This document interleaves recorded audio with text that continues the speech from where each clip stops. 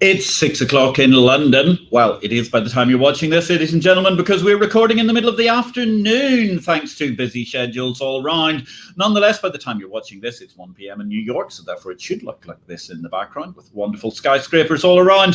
1 a.m. in Hong Kong, 3 a.m. in Sydney, 10 a.m. in San Francisco, and 10:30 at night in Mumbai. Greetings, good morning, good afternoon, and good evening, wherever in the world you are today. My name is Patrick L. Young. The IPO-VID live stream, perhaps not so live this evening. Episode 39, Series 7, number 3 starts here. And this day, ladies and gentlemen, we are on the road once again. We are visiting this place. We're inside the ICE House in London, no less. The European headquarters of ICE Futures Europe and the Intercontinental Exchange, and their many pulsating operations within the City of London. You can see the City of London in the Barbican behind us this evening.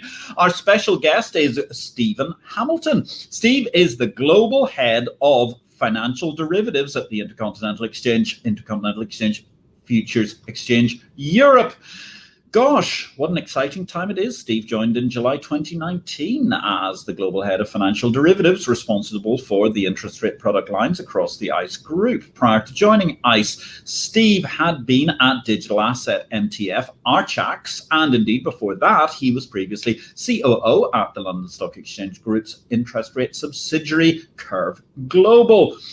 Before that, he worked at the London office of DRW for 8 years after joining from the FCA. So a very varied background, having enjoyed the world of proprietary trading, regulation, and previous to that, you began your career at the dear old London International Financial Futures Exchange in 2002 AD. Sweet memories altogether. Of course, nowadays, LIFFE, which originally started on the floor of the Royal Exchange, is better known as Fortnum and Mason.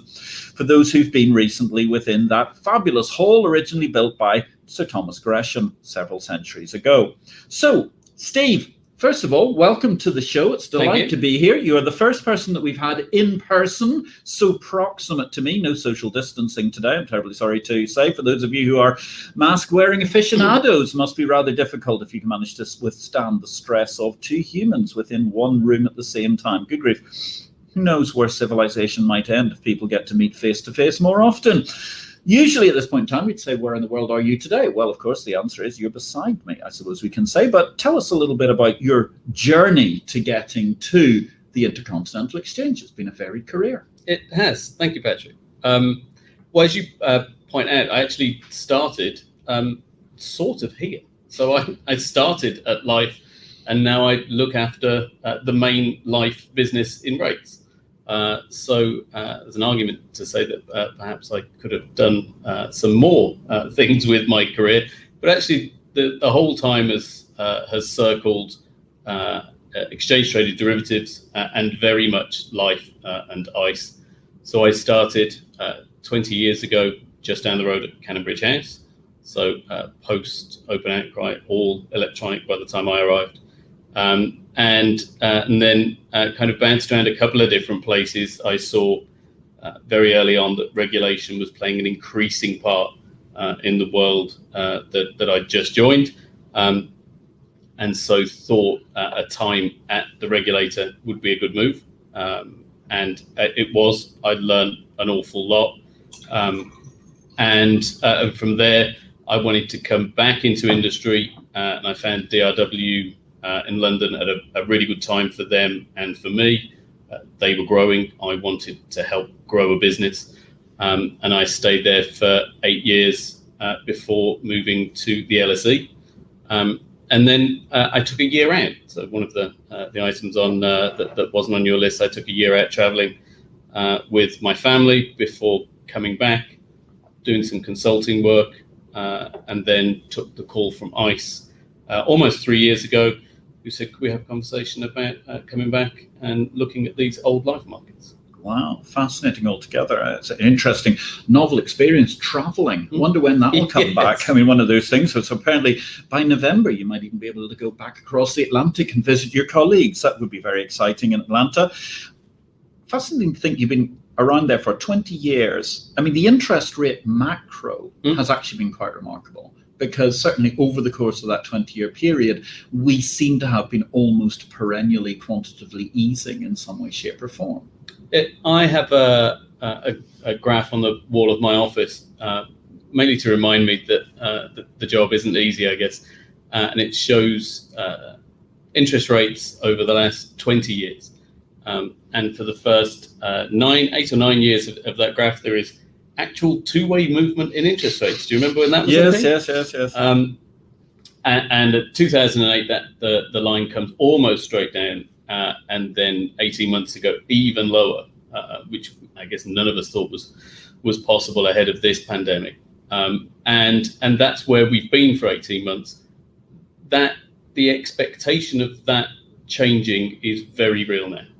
It's fascinating. I mean, it's taken so long. I'm actually so long in the tooth. I can remember being on the LIFFE floor and buying options in short sterling, which I was bullish that interest rates were going to go down from 15%. 15%. And that was on the day of the sterling, the famous sterling devaluation, the nominal amount allegedly singing in the bath, but he claims it wasn't true devaluation, and whenever that was, 1993.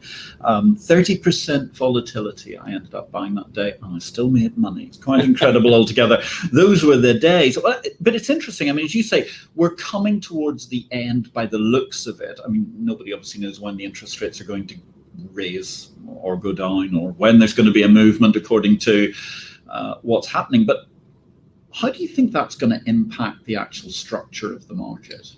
So the interesting part of the mandate of central banks and their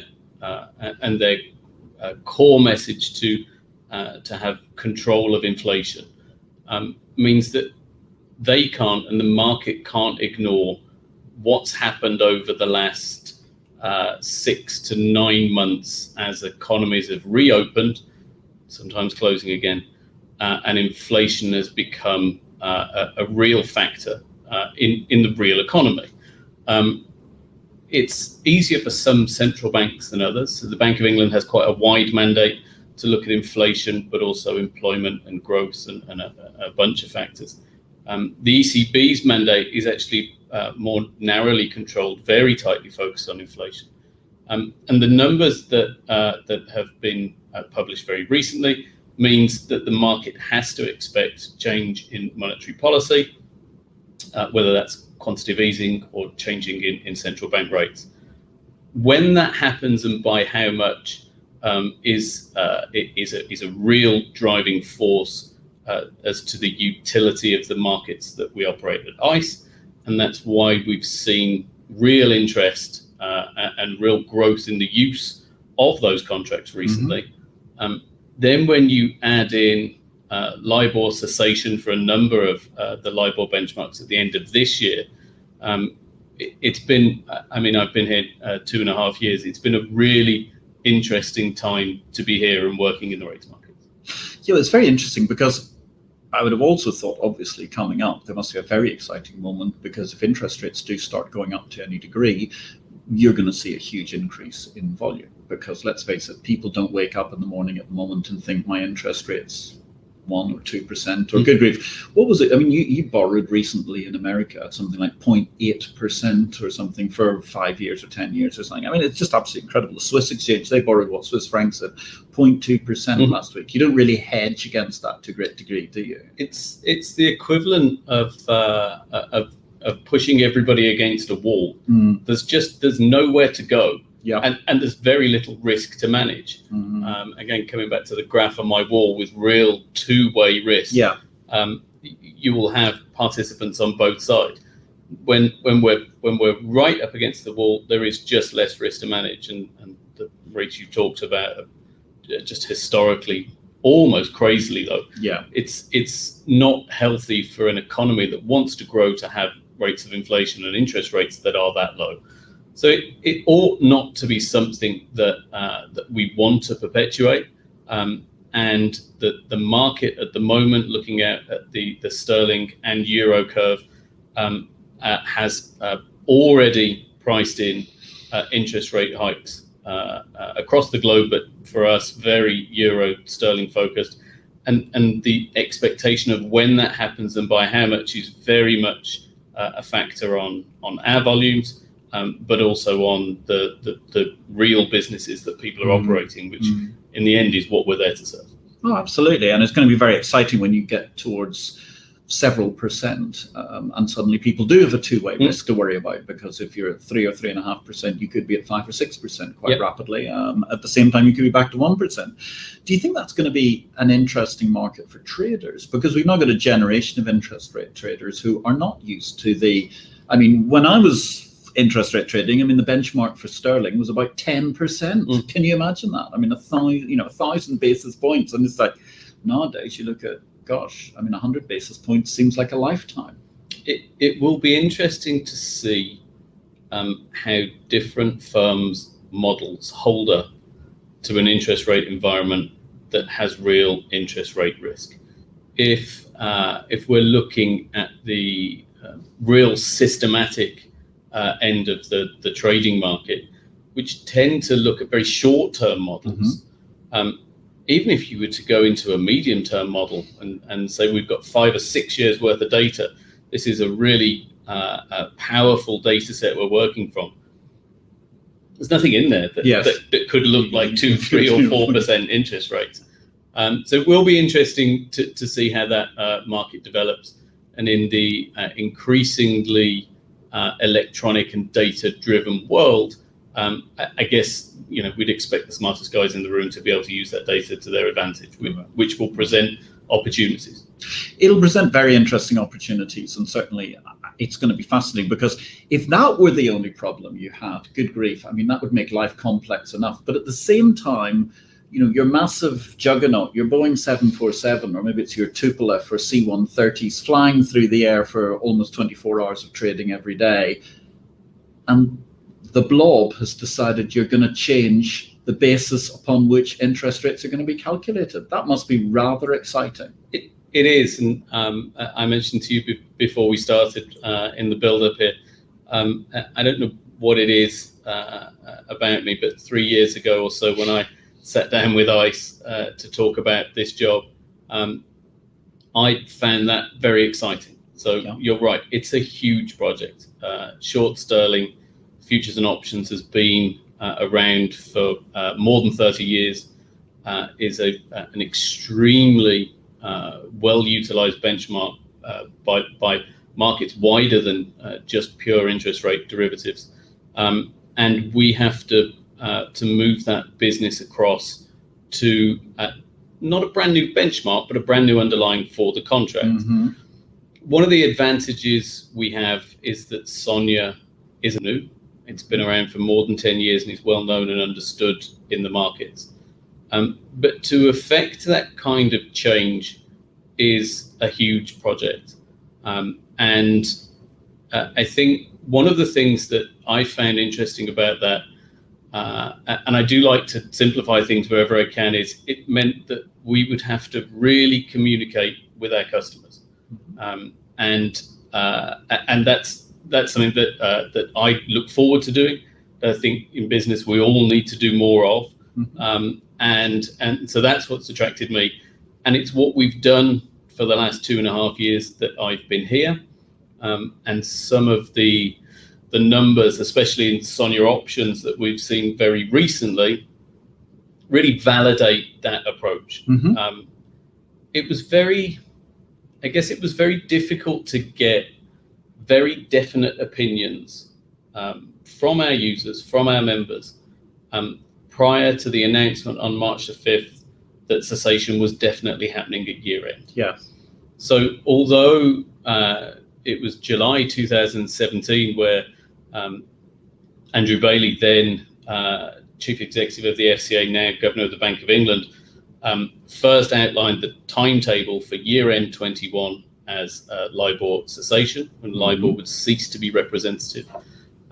And that feels like a very long runway for all of us to get used to it.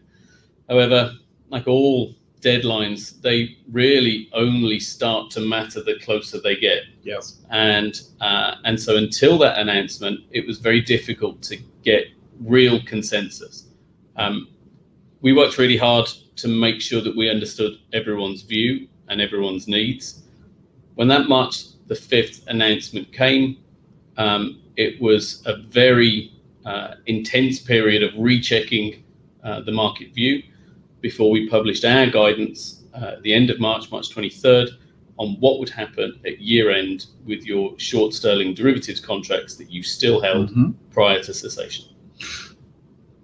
So the thing is, though, okay, they're in one way, LIFFE has been here before, the Intercontinental Exchange as it is these days, ICE Futures Europe. I mean, you did a minor transition, what was that, 2000 AD, because the Euribor contract actually started as Eurolibor, and that transformed in a weekend into Euribor, which was an incredible move at the time, and nobody thought it was going to be plausible. But the last 20-something years have been, I mean, all about IBORs. This new world is not about a single benchmark, or it doesn't seem to be at the moment. And I think a lot of people are frankly confused. You're right, Sonia's been around for a long time, but I'm not really sure too many people know their Sonias from their Sarons and so on. Can you give us a quick alphabet soup so that we can understand where our SOFR is in relation to our Sonia and our other Sarons? So some of this is down to which regime you're operating under. In the UK, the choice is very clear, and it's a very clear message from the Bank of England, from the FCA, and the RFR working group, which comprises them and us and a bunch of market participants. Sonia is the choice, and so while there is competition within listed derivatives for all of the benchmarks, there isn't competition in the UK for what that benchmark is. Sonia is the choice, and there won't be until post the end of year a conversation on possible other complementary or alternative benchmarks. Where there is still a conversation is within the US. So dollar LIBOR, at least the main tenors, will continue to be published post the end of this year, in fact until June 2023. Although the very clear message from the ARC, the US equivalent of our RFR working group, from the Fed and from the various regulatory bodies in the US, is that they expect no new dollar LIBOR business after the end of this year. And while there's a very strong recommendation for SOFR, there are other benchmarks being discussed. That story is yet to play out. At ICE, we have a strong SOFR contract. 1 month and 3 month SOFR futures trade very well on ICE Futures Europe, alongside Euribor, currently short sterling and Sonia contracts. And we have the widest offering of RFR listed derivatives of all of the global exchanges. I think that puts us in a really good place for whatever happens in the dollar LIBOR markets. And I guess a very interesting space because we get to go first. I think if I was operating in the pure dollar market, I'd be very interested to see how ICE Futures Europe goes through our migration at year end, and very happy that we're going first, and I got to watch it. It's quite fascinating, because then explain to us, what are the differences between these kinds of benchmarks? Because some of them have got a certain risk factor and some don't, right? So the project of LIBOR reform happened post 2008, 2009, when regulators started to look under the hood of LIBOR as a benchmark, and came to the conclusion that much of the LIBOR benchmarking was not based on actual trading, but rather by expert opinion. At that time, and at many times over the preceding years, expert opinion has not been viewed favorably, which sounds kind of odd, and I guess is. And the route chosen was very much trading activity only. One of the issues there is that certainly on some days there isn't large amounts of trading to rely on. Mm-hmm. So the first reform was to take a waterfall approach, and it's what we do at ICE Benchmark Administration with our LIBOR calculations to look at trading over a small window, trading and quotes over a larger window, and only then relying on expert opinion. Okay. Interestingly, that is still how Euribor is constructed. We have again a very successful Euribor futures and options franchise. Euribor will not cease to be representative at the end of this year. Mm-hmm. So Euribor lives and will continue. And we've actually seen similarly, as we have in sterling, a very big uptick in trading in our listed derivatives contracts, as the inflation concerns in the EU are very similar to here. Mm-hmm. Whether Euribor goes through an RFR reform process at some point in the future remains to be seen. As you would expect, there are various working groups examining that. So the first reform was a hybrid methodology. Mm-hmm. The next reform, to go to purely a risk-free rate, looks only at trading activity, and it does not look at future rates as LIBOR did. It would be, what is the rate if I lend you money for a period of time at some point in the future? It's an accruing in arrears, compounded in arrears rate. So your 3-month rate is what happened over the previous 3 months. Okay. So in that way, the very near term of the rate structure is less volatile. Mm-hmm. So our front month contract in SONIA begins as a 3-month, but increasingly moves down as we converge to the date and becomes less volatile. So much of your interest rate risk exposure now moves kind of into the following months. We've almost moved along a month on the curve.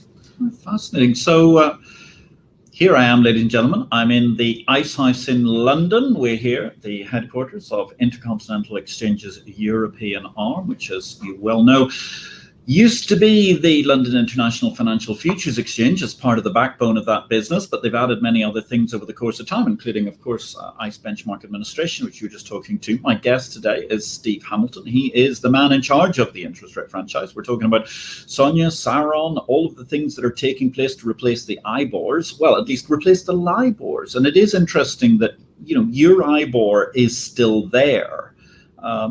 Possibly the first time I can think of in history where the European Union hasn't been the first person in the first mover advantage in trying to reform everything there is going.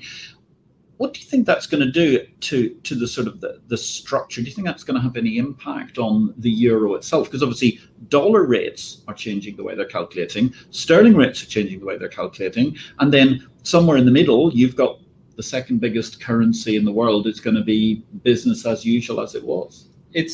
It's really difficult to say what will happen post the end of this year, and it's one of the reasons why I was excited about taking the job here, and the process of reform and transition sterling to SONIA will have a real impact on how Euribor is viewed, I think, in the EU, and how dollar LIBOR is viewed in the US. We're definitely going first.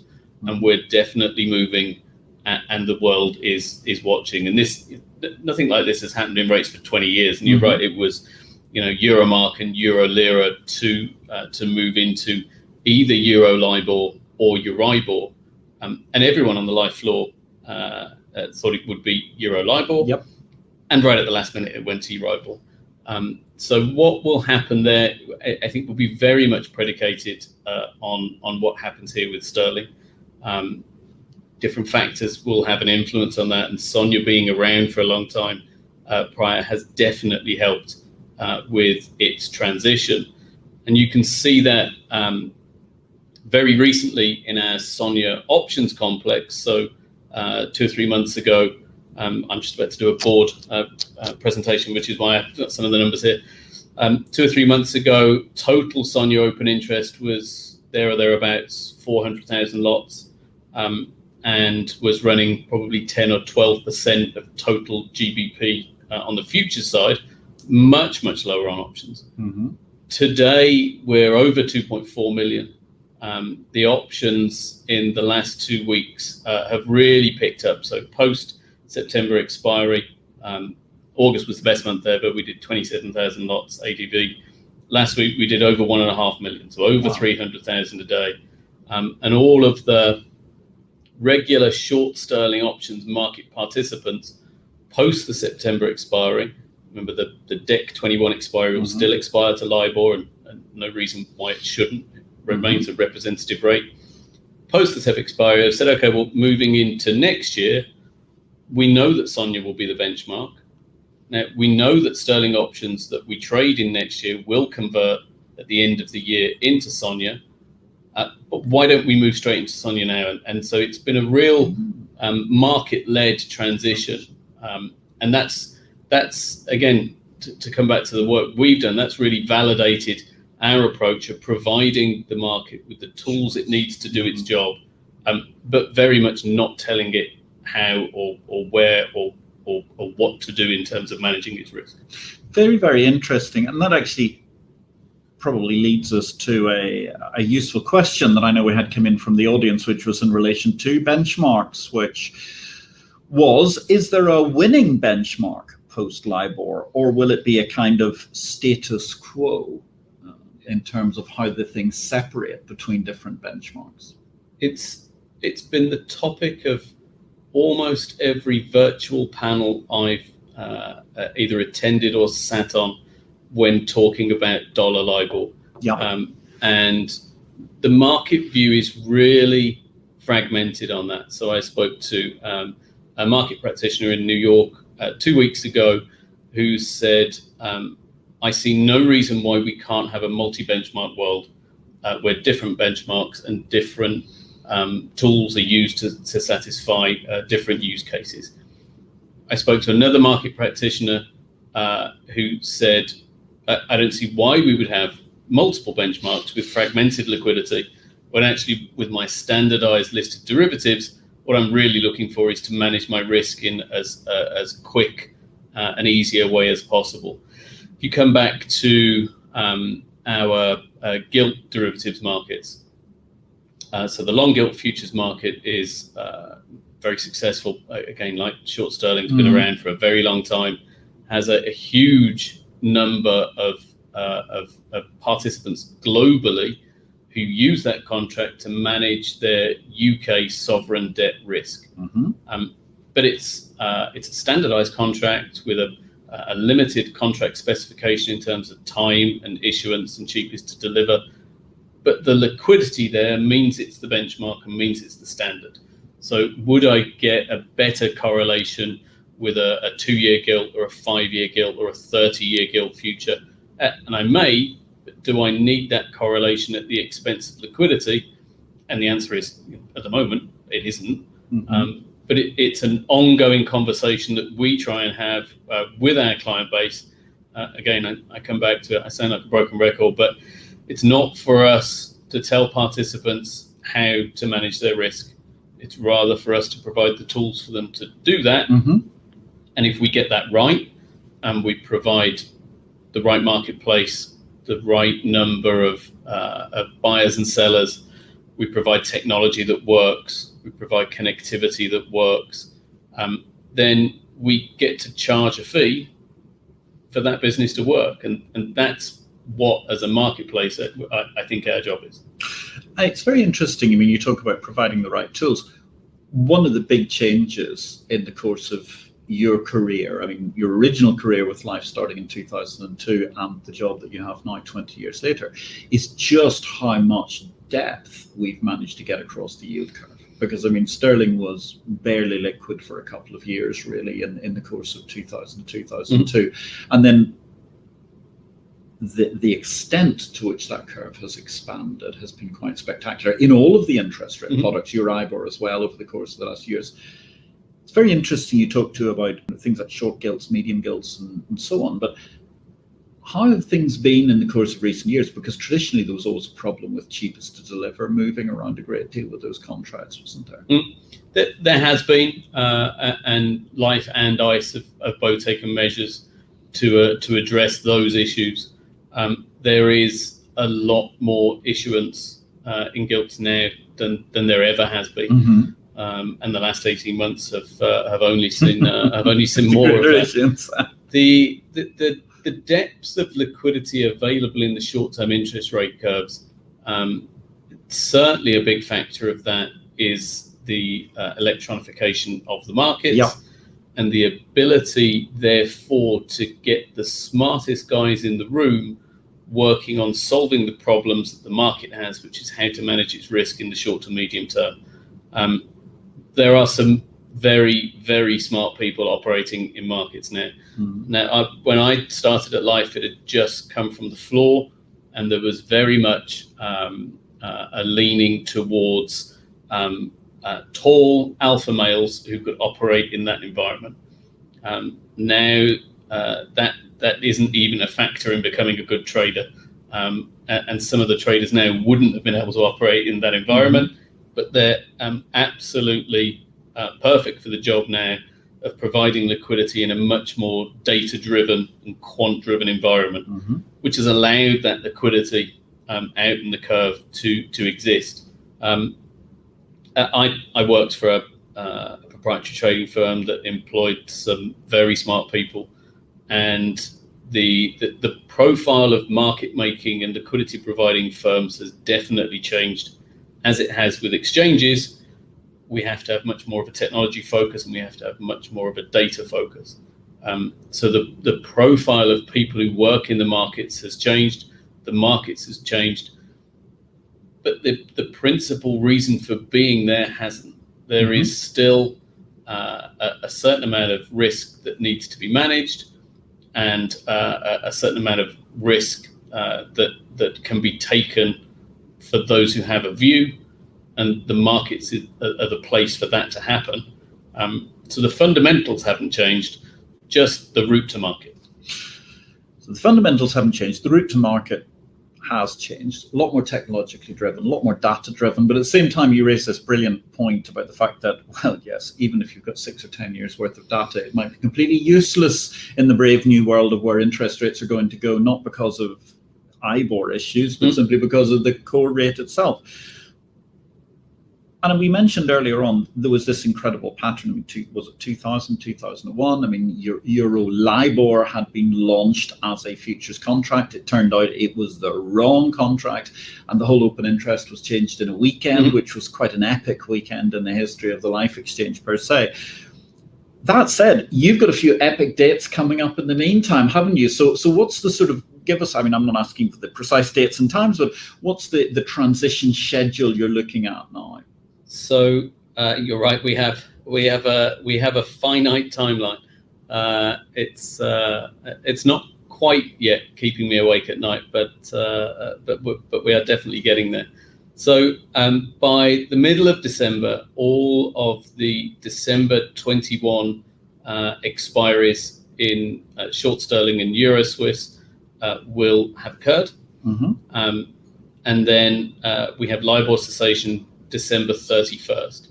So in that period, we will take every 2022 expiry in sterling and Euro Swiss and convert them to their respective RFRs, SONIA and SARON. Practically speaking, that means the weekend of December 17th. So you have 100 sterling futures in a June 22 expiry that you still hold end of day, December 17th.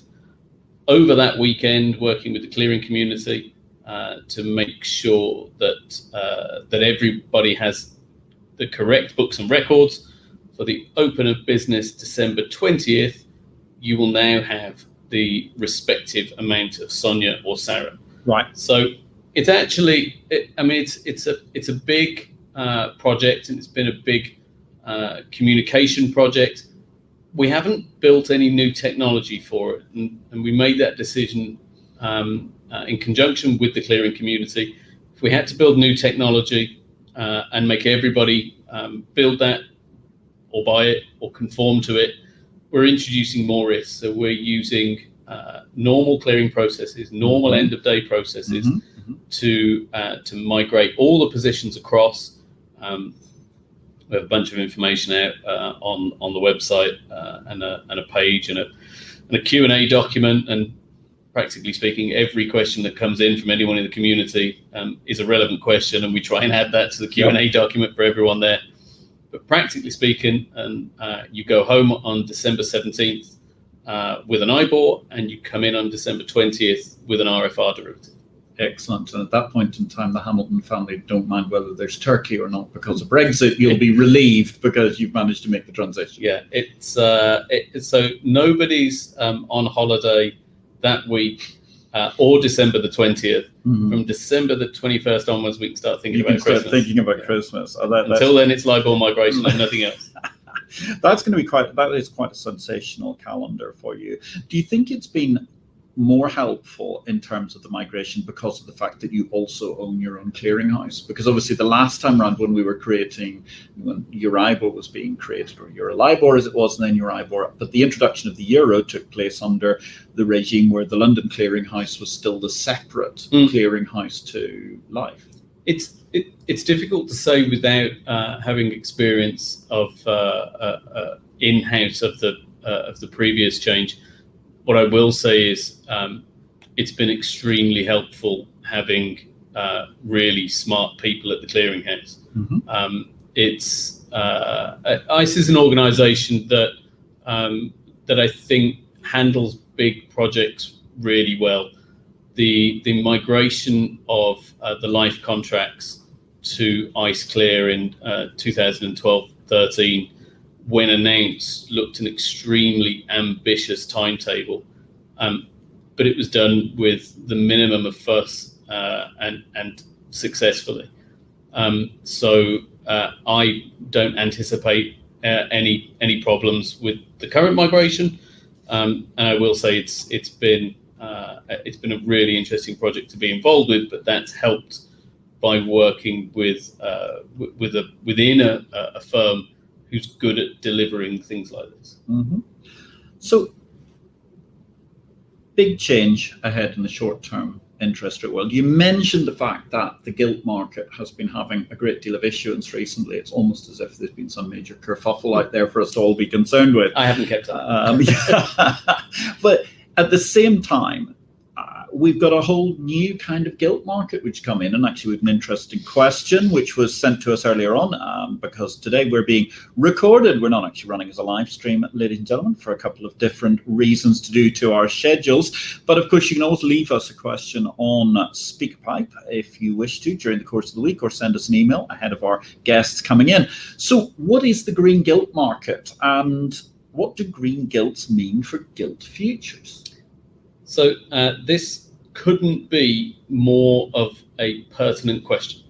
So earlier this year, the Treasury announced that they would be issuing green gilts, and that these gilts would be used for half a dozen or so environmentally friendly projects. So standard UK sovereign debt issuance, but on the back end, they will only be spent on these kind of well-defined environmentally friendly projects. Okay. So actually, the green gilt is just a gilt.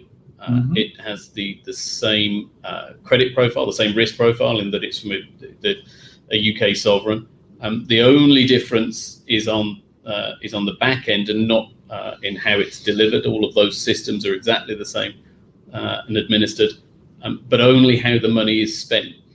And the reason why it's an extremely pertinent question is because the first green gilt auction happened today, this morning. Wow. The issuance was sold as 15 billion over the course of this year, and would be done in a couple of auctions. First one was today. 10 billion of these green gilts were issued, and they were oversubscribed by 10 times. So there was 100 billion of capital that was offered against the green gilts. That tells you a lot at a very small basis premium to standard gilts. So the greenium, as it's known, was a small basis, smaller in fact than it's been for continental European debt. So Germany and France both have green bonds. It's given that it is a standard UK cash bond, the expectation is now that it's fulfilled these criteria, that they will be available for the delivery basket for long gilt futures with ICE. That gets updated towards the next delivery cycle. It looks, given the coupon that the gilts have been sold with, that they won't become potential for the CTD for another 3 or 4 years at least. But we would expect that more and more green gilts will be issued, and who knows, in the world that we are in, perhaps in 20 years there won't be such a thing as a green gilt. Or everything will be a green gilt because of the projects we're engaged in. But it's a really interesting part of the market. It gets a lot of investor attention, and so it's increasingly part of our conversation talking about gilt futures. But it's interesting because essentially it is a government bond, but it is exactly the same within the basket of gilt futures. It's no different whatsoever. It sits on the balance sheet of the UK. It's just how the UK decides to use the money. Yep. It's fascinating altogether. Interesting to hear about the auction that's been the first one today. So we'll see where that goes, and how the issue of greenium, which I think is obviously today's new word, ladies and gentlemen, will go in the future. That goes alongside greenwashing, which is the ability to not quite manage to deliver as sustainable an outcome from what you're being borrowing for as many people might be claiming, which is, I'm sure, not the case with the UK government, but possibly maybe the case with some corporate bonds. So, Steve, you've been through a very interesting career, because you arrived here with everything having gone electronic, although it was very fresh. I mean, you were 2002, so we were really only, 18 months into the cycle of Life Connect, pretty much. The floors had only closed a matter of months earlier, actually, in many respects. Some people refer to that as the capital market revolution. I have no idea where that phrase might have come from.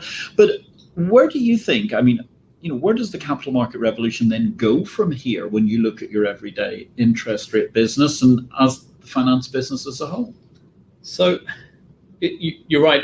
The markets had very recently gone to electronic order books from the floor, and at that time it felt very enterprising, and that access to the markets would be broader than it was before, if for no other reason that the amount of physical space on the floor is limited. The amount of people you can connect to a central limit order book it ought to be less limiting.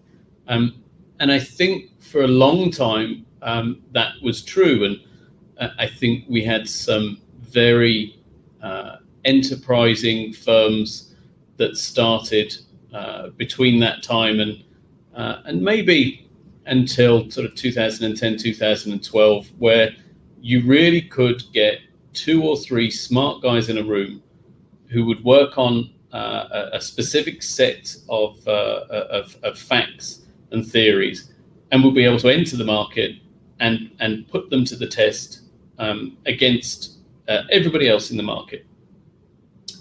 And that, I think, is a revolution.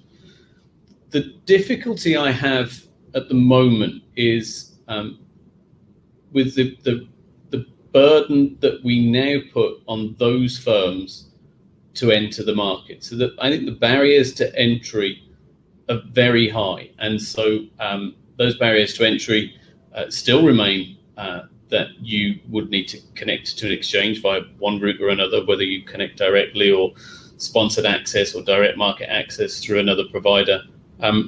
But the cost of regulation is extremely high now, and the cost of capital is extremely high, including prudential regulation.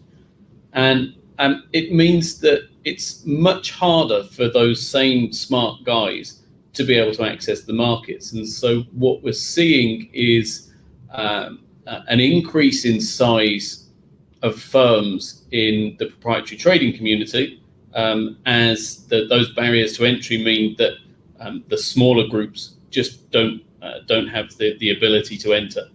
So the direction of travel there is more and more bigger groups of firms accessing the market, and this tends to be very much the market making and liquidity provider community, but fewer of those firms, and therefore a concentration in risk, which is exactly the thing that we look to move away from in markets. It's an opportunity, I think, for us to look at how we regulate different types of firms and what risk those types of firms represent to markets, to the real economy, and to the end users that essentially regulation is designed to protect, which is, depending on where you are, either retail investors or mom and pop investors, depends on the regime, and the statutory objectives of regulators around the world in how we regulate these types of firms, because the liquidity and the spreading of risk across different parts of the market is exactly what markets are there to do. And so I just think we need to be careful that that revolution and the breadth of access that electronic trading can provide is allowed to continue. So it's important to maintain the breadth of electronic market access in a digital world.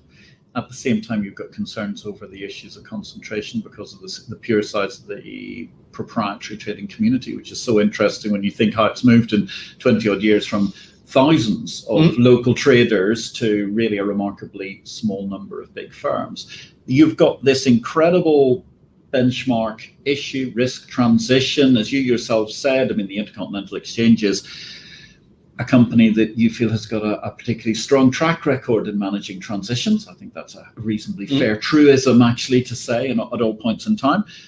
December the 17th, going to be an epic weekend. I hope that all goes hugely successfully for you across all of the different parts of the curve. Thank goodness that Euribor staying put, at least for this year, gives you a little bit of respite, and it'll be interesting to see where that moves. Steve Hamilton, it's been a pleasure to have you on the IPO-VID live stream. It's been fascinating to discuss interest rate derivatives, and we look forward to hearing more stories in the future about the ongoing successes, whether it's green gilts or indeed what's happening between Saron, Sonia, and all of those other interest rate benchmark replacements. Thank you very much for joining me. It's been really a pleasure. And you. So, ladies and gentlemen, with that ends that segment of our show. It gives me an opportunity to bring up what's going to be our next show next week with Matthew Chamberlain, the CEO of the London Metals Exchange. It's going to be an epic show, I'm sure, in many respects. We're going to be talking about all of the dynamics of what have been going on in the metals markets and more. But for the last 10 or 12 minutes today, last week, ladies and gentlemen, we were talking about Victory or Death, my book, which was published just before COVID. It actually had a foreword by none other than the chairman of the New York Stock Exchange, the chief executive of the Intercontinental Exchange Group, Jeffrey Sprecher, who is in the Atlanta office of the Ice House today. We're in the Ice House in London, bringing you IPO-VID live stream.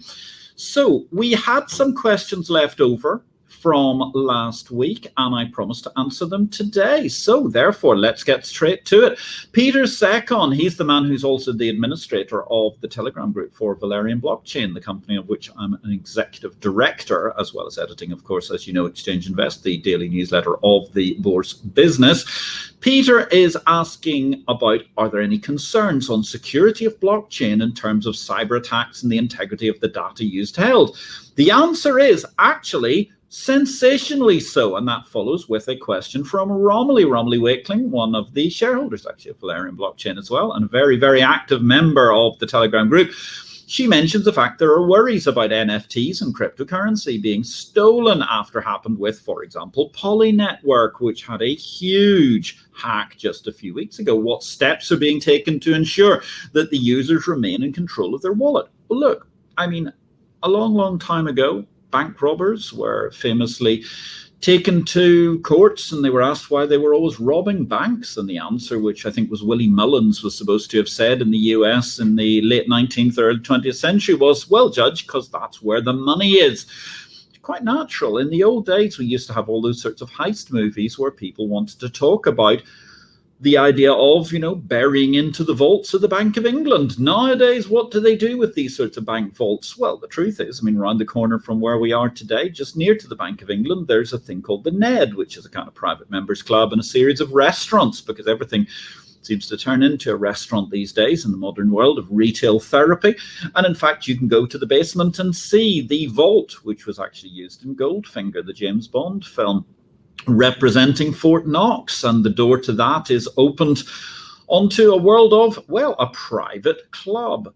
So the point is, clearly nowadays money is digitized, and with that money being digitized, it's been a really, really challenging issue for cybersecurity. There are a lot of things people need to do. One of them, of course, is obviously we've seen how as users, we have to be careful with our fingerprinting and our passwords and so on. I'm not sure that ultimately passwords become the absolute be all and end all of everything. I think biometric data is a very good thing to use to protect your wallet in a digital world. At the same time, there has to be a great deal more useful work on securing wallets. I think cold wallets versus hot wallets are obviously a very, very simple thing. The whole idea that your hot wallet is really where you keep, your cash that you have literally around your person, which you would have used in the old days with notes and coins. It's very interesting, actually, coming to London this year after COVID. Big difference between March 2020 and September 2021 is the way that cash has largely disappeared. The only people who seem to be taking it these days are the taxis. That gives a whole pointer to the idea that, well, we don't carry all of our assets around in our wallets. So cold wallets are very important. Formats of storage are very important. The way that certain cryptocurrencies, for example, Ethereum operates in the whole business of making sure that their money is only accessible at the very, very deepest node at certain times of the day. Those sorts of security protocols are going to be very, very important. I think one of the other biggest problems we've got is what I might call a GitHub problem, which is a lot of people have used open source software. They've swapped open source software, and they haven't necessarily been overly careful in the building of a lot of this software to check that there aren't backdoors, trojans, trapdoors, just bad pieces of coding therein. So the answer to the question, very, very simply, Romilly and Peter, is, oh my goodness, yes, there is going to be a great deal of work going on. And in a regulated environment, such as, for example, with Valerian blockchain, where we're a regulated first blockchain business and therefore always seeking to comply, it's not just about complying with the laws, it's about working incredibly hard in order to manage to ensure that people's valuables are protected. And I think one of the other things, just before we get to the next question from Vapasad, is that also we've got to look very, very carefully at not just how we protect those particular currencies, but actually how do we, moreover, protect the blockchains upon which people's items have been stored. And I don't want to get into the which blockchain is better than the other, but we did talk about this briefly last week, but I have huge reservations about the fact that certain early blockchains are simply not scalable in the way that we need them to be scalable. And I think that's quite true of the Bitcoin blockchain, where I see there are continuing riots in El Salvador since last week's show, not as a result of IPO-VID, I hasten to add, but because they're trying to shoehorn Bitcoin into being the national payment system, which it's simply not scalable to do. And it certainly concerns me that there could be a lot of stuff that ends up being locked into what are essentially generation 1 or generation 1.1, 1.2 blockchains and end up being left behind. And that could be a huge problem in the future for the security of assets as well. So the answer is hashtag it's complicated. We need to be ever vigilant at all points in time. And certainly security, cybersecurity on all possible levels is something that involves a great deal of 3D thinking and a great deal of appreciation of not just old-fashioned manners of theft, but also the new thing, which is, of course, digital hacking, etc. Great questions. Thank you very much, Peter and Romilly. And We're hastily going to move on to Vapase. Do you see the current market providers, NASDAQ, LSE, etc.? I have to mention the Intercontinental Exchange and New York Stock Exchange, of course, as they're hosting us today, eventually adopting the blockchain exchange model? Well, yes, I do.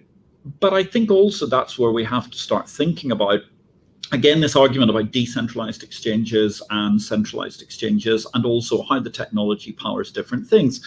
I'm not sure that it's going to be absolutely ubiquitous to have blockchain in every possible mode of transaction. I think there are a lot of markets can probably run without it. But where you need to have provenance, where there are particular security factors that go well with the idea of a blockchain-based exchange or a blockchain-based provenance system, that's going to be very important. And I think intelligently using those processes of the technology and what the value add is of distributed ledger technology is going to attract them. We know that NASDAQ have already been involved in various entities. Their vendor arm has sold software to a series of blockchain-related exchange ventures. And I think everybody's looking at it. The Intercontinental Exchange, who have been here, I mean, we all know they made a very successful investment in Coinbase, which they've now exited. And they also have their Backed venture, which is not quite an exchange, but it is having some exchange futures trading, etc., on blockchain and Bitcoin and so on. But it's also very, very much an issue about payments for the future. So I hope that answers the question for you very quickly as I speed through what's going on here. We've got a couple more questions to go, I do believe. Naber and Das, which one, according to me, will be the long-term winner, blockchain finance or cryptocurrency? Look, the way I look at it, Nabaran, is, I mean, cryptocurrency is a very useful thing. Cryptocurrency is essentially a means of payment. Now, that's incredibly useful. But at the end of the day, not everything in our life is dictated to by whatever currency we hold or whatever the balance is on our debit card or a credit card or whatever. Blockchain finance, on the other hand, is a holistic thing. There's so much that that can do for you in so many different ways, because it gives us a whole new way of designing, living, financing, proving things. The provenance issue of the blockchain remains to me one of the most exciting things. That can be your personal identity. It can be the credentials that you have of qualifications over time. It can be a multiplicity of different possibilities. So therefore, cryptocurrency is a great thing. It's an enabler of payment. It's an enabler of transactions. That's a wonderful thing for our new digital world. But at the end of the day, the blockchain is the thing at the epicenter of finance. And that's going to be the opportunity to build bridges across the world of analog finance, digital finance that predates the blockchain, and blockchain finance postdates that. I do believe I'm coming towards the end of everything. I think we've answered all of your questions on the AMA, finally. Oh no, we've got one final one, which I'm going to conclude as we look towards next week's guest, Matthew Chamberlain of the LME. Peter Secon, is there another book in the pipeline, Patrick? And what would you like to cover? Any burning topics not covered in your recent fabulous Victory or Death? Well, very, very kind of you to say so, Peter. The Victory or Death was fabulous. Yes, I'm looking at a couple of books at the moment. I mean, I'd very much like to talk about data. I have a book lined up called Data Never Sleeps, which I'm trying to work on at the moment. But actually, I've got to tell you, at the moment, books are a sideline. I'm really excited with what we're doing with Exchange Invest. I'm really excited with the exchanges we're building. And most importantly of all, ladies and gentlemen, I am thrilled at the work that we're doing every day with Valerian Blockchain. It's a really, really exciting project. We are working forward to building a bridge between old line analog finance and the important new world of finance itself. And on that note, ladies and gentlemen, my name is Patrick L. Young. Thanks to everybody who asked the questions today in the AMA, Romilly, Nabaran, and also Peter Secon. My name is Patrick L. Young. I've been coming to you today with our excellent guest, Steve Hamilton from the Intercontinental Exchange in London. This has been the IPO-VID live stream, episode 39. Catch us next Tuesday, same time, different place, with Matthew Chamberlain, Chief Executive of London Metals Exchange. Cheers.